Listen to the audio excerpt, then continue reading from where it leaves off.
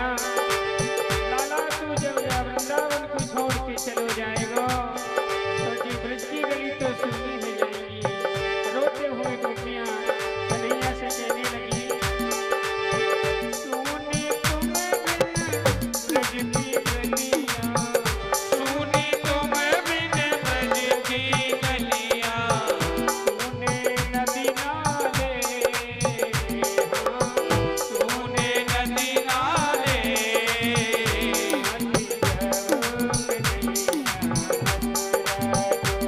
मत जाओ कन्हैया मथुरा को, हम पैया पर तेरे, मत जाओ कन्हैया मथुरा को।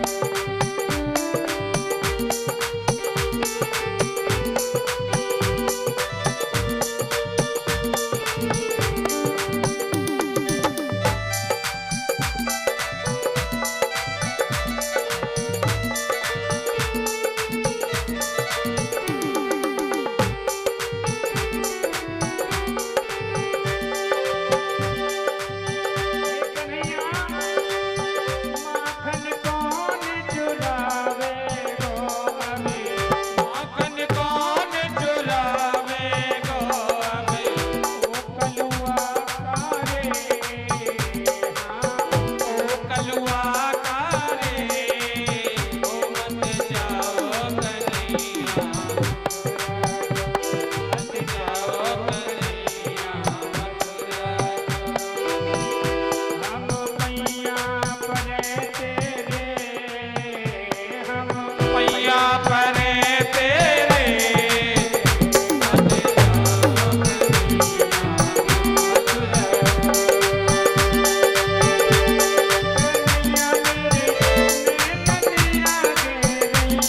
कन्हैया मेरे नैन आगे रहियो, कन्हैया मेरे नैनन आगे रहियो, कन्हैया मेरे श्याम मेरे नैन आगे रहियो, राम मेरे नैनन आगे रहियो,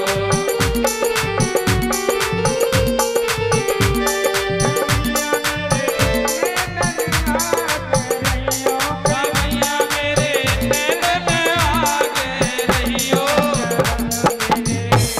कन्हैया मेरे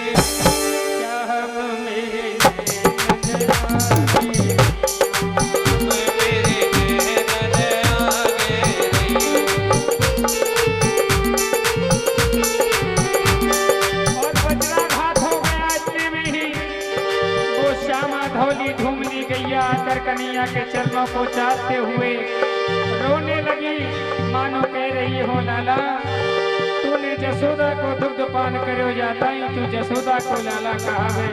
हे कन्हैया तुमने मेरा भी तो दूध पिया है, फिर या नाते से मैं भी तेरी मैया भई। लाला तू मुँह को छोड़ के चलो जाएगो तो आने वाले समय में मेरो कोई रखवालो नहीं रहेगो कन्हैया। और रोते हुए वो भैया भैया कहने लगी, गैया पानी पिए ना तो बिने, गैया पानी पिए न तो बिने,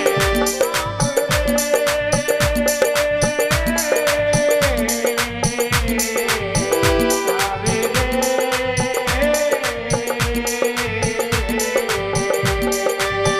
गैया पानी पिए तेरे ओ बिने, सूखे पेड़ हरे, अब सूखे पेड़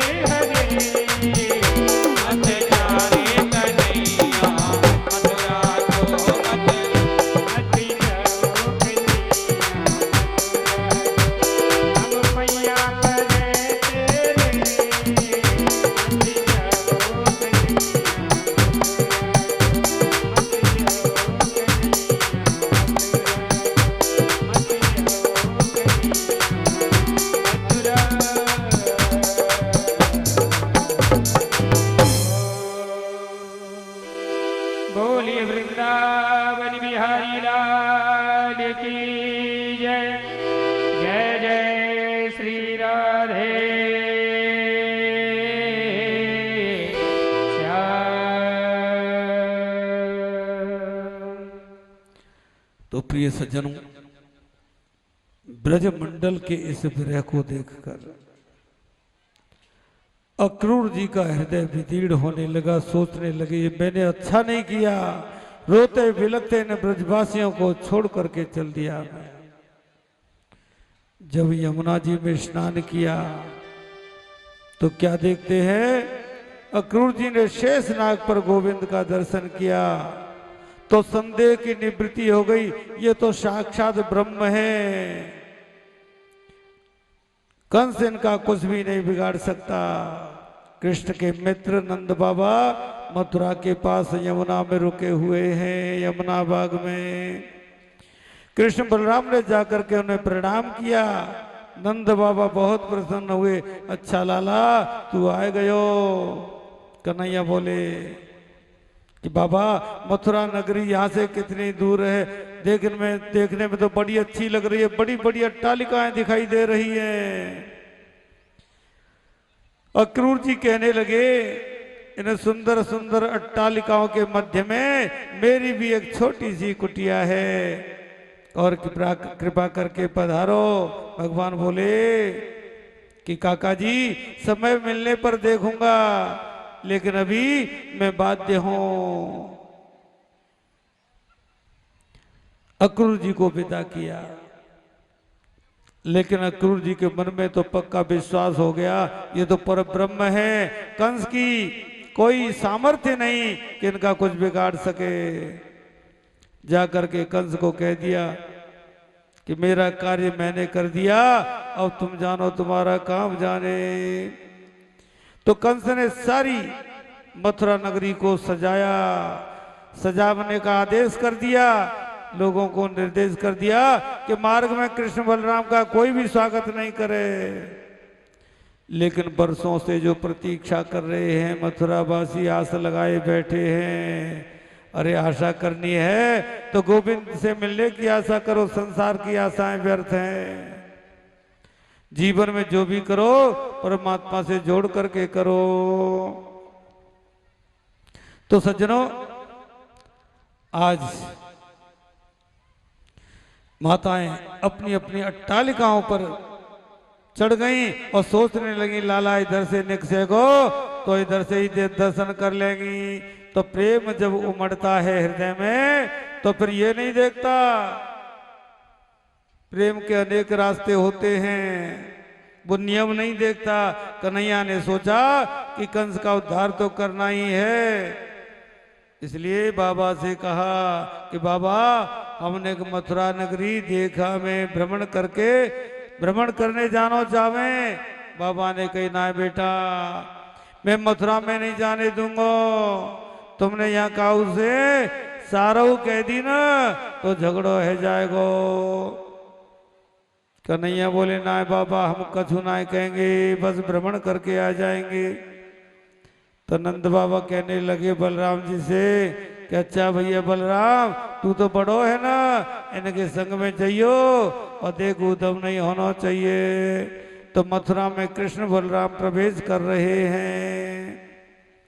हृदय में वासनाओं के माधुर्य के प्रति आकर्षण है तो वो मथुरा नहीं मधुरा है, मधुरा। और जिसने वासनाओं को थू कर दिया है, त्याग दिया है, उसी का नाम मथुरा है। तो जब वासनाओं को हम त्याग देंगे तो हमारा मन मथुरा बन जाएगा। हृदय मथुरा बनाओगे तो गोविंद जरूर पधारेगा, जरूर दर्शन देगा। तो सज्जनों, माताएं गोविंद पर फूल बरसा रही हैं, सुमन बरसा रही हैं। तो भगवान को सुमन ही तो चाहिए। सुमन माने श्रेष्ठ मन, अच्छा मन, सुंदर मन। और सुंदर मन जिसने भगवान को समर्पित कर दिया तो भगवान प्रसन्न हो जाते हैं। अब तक जब पुष्पों की वृष्टि हो रही है, कन्हैया के छोटे सखा है ना, उन्हें बड़ा संकोच लगा और सब सखा बोले लाला हमें तो भैया शर्म लग रही है। कन्हैया बोले काय बात की शर्म लग रही है। कि लाला जब मथुरा में प्रवेश करते ही इतने फूलों की वर्षा हो रही है, जब घुसते ही इतने फूल बरस रहे हैं, तो मामा कंस के दरबार में तो जानो कितना स्वागत होएगो। कन्हैया ने सोचा कितने भोले हैं ये सखा, अरे इन्हें क्या मालूम है कि मामा कंस ने हमें क्यों, मामा जी घी बूरे की थाली से हमारा स्वागत करेंगे। कन्हैया बोले ठीक है, मैं तुम सबके वस्त्रन की व्यवस्था करता हूँ। तो यमुना किनारे एक धोबी के पास गए और बड़े स्नेह से कहा, मामा जी राम राम। उसने तो देखा ही नहीं। कन्हैया ने फिर कहा, मामा जी हम कंस महाराज के भांजे हैं, उनसे मिलने जा रहे हैं और मिलावेंगे तो फिर लौटेंगे तो वापस कर देंगे। हमारे सखाओं के पास वस्त्रन की कमी है, आप जरा वस्त्र दे दो, उन्हें पहन करके और मिलके आवेंगे तो लौटेंगे वापस कर देंगे। धोबी कहने लगा, रे ग्वारियाओ, जीवन भर तुमने पोखर का पानी पिया, बेजड़ की रोटी गुड़ के साथ खाई और महाराज के वस्त्रों को पहनने की अभिलाषा करते हो। चले जाओ यहाँ से, जो काम महाराज कंस को करना है वो पहले मैं ही कर दूंगा, घंटे 2 घंटे के मेहमान हो। ऐसी अभद्र भाषा बोला। तो सज्जनों, कन्हैया बोले, देखो हम तो मामा जी बड़े प्यार से बड़े प्रेम से मामा जी कह रहे हैं और आप तो गुस्सा कर रहे हो। लेकिन वो धोबी तो डंडा लेकर के दौड़ा, लेकिन एक छोटा सा सखा है कन्हैया की उंगली पकड़ करके चल रहा है और इनके सखाओं के मन में गुमान है कि हम कन्हैया के मित्र हैं।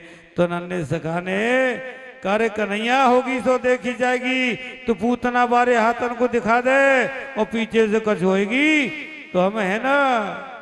कन्हैया ने अंक में भर लिया, अरे कोई जरूरत नहीं भैया, तुम्हारे स्नेह ही बहुत है। तो धोबी जब मारने दौड़ा तो बाल कृष्ण ने अपना छोटा सा हाथ उसके मुख पर मारा, उसका तो सिर ही धड़ से अलग हो गया। अब तो घाट पर जितने भी धोबी थे भयभीत हो गए, भागो भागो भागो भैया, पूतना मारने वाला आ गया, सकटासुर मारने वाला आ गया। ऐसा कह करके वहां से सब भाग खड़े हुए। और कन्हैया बोले, भैया जितने वस्त्र चाहिए पहन लो। अब नन्हे नन्हे सखा वस्त्रों की पोटली खोल करके वस्त्र पहनने लगे। तो बड़ी समस्या, वस्त्र हैं 15-15 हाथ के और ये हैं 3.5-3 हाथ के। चमकीले वस्त्रों को देख करके पहन तो लिया, लेकिन झाड़ू तो अपने आप लगती जा रही है। भगवान के सखा कन्हैया से कहने लगे, लाला एक बात सुनियो कि क्या बात है। तो बोले कि लाला ये वस्त्र तो मंगेनू से लगे। तो बोले चिंता मत करो, इसकी भी मैं व्यवस्था करता हूँ। तो भगवान कहाँ पहुंचे? दर्जी के पास पहुंचे। ततस्तुवायक प्रीतस तयोर्वेशमकल्पयत् विचित्र वर्णई चैलेयई राकल्पैरनुरूपतः। भगवान एक दर्जी के घर पधारे। भगवान कृष्ण का भक्त था, कंस का नौकर था। उसने खिड़की से गोपाल को बुलाया और स्वरूप के अनुसार जितना जैसा जिसका स्वरूप था काट छांट करके और वस्त्रों को फिट बना दिया। अब वस्त्र पहन लिए, अब पहुंचे तत सुदामनो भवनम मालाकारस्य जगमतु। सुदामा नाम के माली के घर पहुंचे और सबको माला पहनाई। कृष्ण ने उसे भक्ति का वरदान दिया। तो वस्त्र पहन लिए, माला पहन लिए, अब कमी रह गई चंदन की। तो एक श्री कृष्ण व सखाओं के संग सामने से राजमार्ग से निकल रहे हैं। तो क्या देखा, एक विचित्र प्रकार की नारी हाथ में चंदन का कटोरा लिए चली जा रही है और घूंघट लगा हुआ है। गोविंद ने पूछा और देखते ही देखते गोविंद ने पूछा कि सुंदरी, बड़े प्यार से पूछा क्या आपका परिचय क्या है? का त्वं वरुर्वे तदुह्यनुलेपनं कस्यांगने वा कथयस्व साधुनः देय्यावयोरंगविलोपमुत्तमं श्रेयस्ततस्ते न चिरात् भविष्यति। कन्हैया ने पूछा, अब हाथ में चंदन की कटोरी लेकर के किधर जा रही है? आपको बहुत अच्छा लगे तो अपना परिचय बताओ, और अच्छा लगे तो हमको चंदन लगाओ। उसके तो मन में रसगुल्ले फूटने लगे। साड़ी के पल्लू को हटा करके गोविंद को देखा तो गदगद हो गई। हृदय में आनंद रूपी हिलोरें उठने लगी। कन्हैया से बोली, आपने मेरा परिचय पूछा है? कन्हैया बोले, हाँ परिचय तो पूछा है। क्या परिचय दूं मैं अपना? मैं कंस की दासी हूं, मेरा नाम तो सैरंध्री है, लेकिन 3 जगह से बकरा हूं, इसलिए लोग मुझे कुब्जा कहते हैं। गोपाल, मेरे जीवन का ये पहला दिन है किसी ने मेरा परिचय पूछा है, नहीं तो दुनिया वाले मेरा परिचय नहीं पूछते। और मेरे हाथ का घिसा हुआ चंदन महाराज कंस को बड़ा प्रिय लगता है, तो मेरा मन कह रहा है कि मैं चंदन आपको लगा दूं। क्या आप मेरे हाथ का घिसा हुआ चंदन स्वीकार करेंगे? कन्हैया बोले, लगाओ ना। तो उसे त्रिवक्रा ने कृष्ण के सखाओं को चंदन लगाया, बलराम जी को लगाया, और जैसे ही गोविंद को चंदन लगाया तो नेत्रों से अश्रुपात होने लगा। भगवान सोचने लगे, अरे ये त्रिवक्रा है, लेकिन इसे भी तो मानवीय गुणों से जीने का अधिकार है। तो कन्हैया ने कुब्जा को अपने समीप बुलाया, और जैसे ही कन्हैया के पास आई तो कन्हैया ने उसकी ठोड़ी से 3 उंगली लगाई और जरा सा झटका दे दिया तो परम सुंदरी बन गई। तो भगवान जिस पर कृपा कर दें तो क्या बड़ी बात है। अब भगवान धनुष यज्ञ में पधारे, कंस के धनुष यज्ञ में पधारे हैं। करेण वामेन सलील मुद्रितम सज्जन च कृत्वा निमिषेण पश्यताम् नृणाम विकृष्य प्रभुवंज मध्यतो यथेक्षुदंडम मदकर्योरुक्रमः। बाएं हाथ से भगवान ने धनुष को उठाया और जितनी देर में पलक गिरते हैं ना उतनी देर में धनुष के 3 टुकड़े कर दिए। कोलियापीड़ नाम के हाथी को मार दिया। ये समाचार कंस के पास गया कि महाराज कृष्ण को क्यों बुला लिया आपने? धोबी को मार दिया, दर्जी से कपड़े सिलवा लिए, माली से माला पहन ली और कुब्जा से चंदन लगवा करके उसको परम सुंदरी बना दिया। और महाराज दुखद समाचार यह है कि धनुष तोड़ दिया, वही धनुष जो शिव जी ने दिया था, और कंस को कहा था जो धनुष तोड़ेगा वो तुम्हें नहीं छोड़ेगा। अब तो कंस को भय से नींद नहीं आती, स्वप्न में भी गधे पर अपनी सवारी दिखाई देती है, अनेक प्रकार के दुस्वप्न दिखाई देते हैं। सैनिकों ने कहा, आप चिंता क्यों करते हो? हम लोगों ने बड़ी रंगभूमि बनाई है, बड़े बड़े पहलवान मुष्टिक चाड़ून कृष्ण बलराम को ललकारेंगे और आपकी आंखों के सामने दोनों को मार देंगे। तो विशाल रंगभूमि में विशाल मंच बनाया हुआ है। एक तरफ युवतियां, एक तरफ राजकुमार, एक तरफ वृद्ध पुरुष, एक तरफ संत महात्मा बैठे हैं और एक तरफ बड़े बड़े मल्ल पहलवान बैठे हैं। लोगों ने कहा कि महाराज कृष्ण बलराम आने वाले हैं और आपकी आंखों के सामने ही दोनों को मार देंगे। तो कंस महाराज का सिंहासन बड़ी ऊंचाई पर लगा हुआ है। सीढ़ियां चढ़ करके कृष्ण बलराम दोनों भैया रंगभूमि में प्रवेश कर रहे हैं। तो व्यास जी कहते हैं, मल्लानाम असनिर्नृणाम नरवरः स्त्रीणां स्मरो मूर्तिमान गोपानां स्वजनो असतां क्षतिभुजां शास्ता स्वपित्रो शिशु मृत्युर्भोज पतिर्विराट विदुषम तत्त्वं परम योगिनाम धिष्णीनां परदेवतेति विदितो रंकंगत साग्रजः। कृष्ण तो एक हैं लेकिन लाखों नर नारी बैठे हैं और आश्चर्य है सबको अलग अलग रूपों में दिखाई देते हैं। बड़े बड़े मल्ल पहलवानों को कन्हैया पहाड़ जैसे दिखाई देते हैं, नव युवतियों को कृष्ण कामदेव के रूप में सुंदर दिखाई देते हैं और गोप ग्वारिया बैठे हैं उनको मित्र के रूप में दिखाई देते हैं। राजकुमारों को राजकुमार दिखाई देता है और जो ना समझ लोग हैं ना उनको साधारण मानव दिखाई देते हैं। योगियों को श्री कृष्ण परम तत्व के रूप में दिखता है और ज्ञानियों को ब्रह्म के रूप में दिखता है और भक्तों को भगवान के रूप में दिखता है। जाकी रही भावना जैसी प्रभु मूर्ति देखी तिन तैसी। तो जैसा जिसका भाव है एक ही भगवान अनंत रूपों में दर्शन दे रहे हैं। तो सज्जनों इधर कंस को तो भगवान साक्षात काल के रूप में दिखाई दे रहे हैं।